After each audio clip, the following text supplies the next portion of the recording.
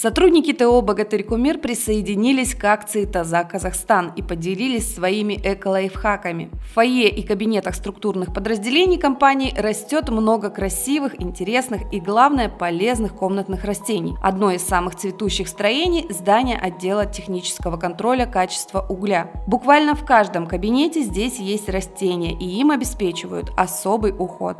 У нас этим занимается Ирина Леонидовна в основном. Вот она каждый цветочек с ним разговаривает, каждого отдельного цветка своя подкормка. Как любой человек, цветы тоже любят, чтобы к ним относились с душой. А цветы, как вы сами знаете, выделяют кислород. Позаботились о чистоте в помещениях и сотрудники АБК разреза «Богатырь». Они вырастили в фойе пальмы, лианы и деревья до самого потолка, а в кабинетах плодоносят лимоны и растет большое необычное алоэ.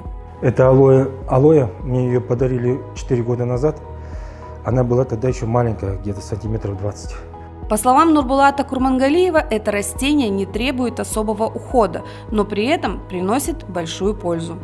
Ну, во-первых, в кабинете кислорода будет больше.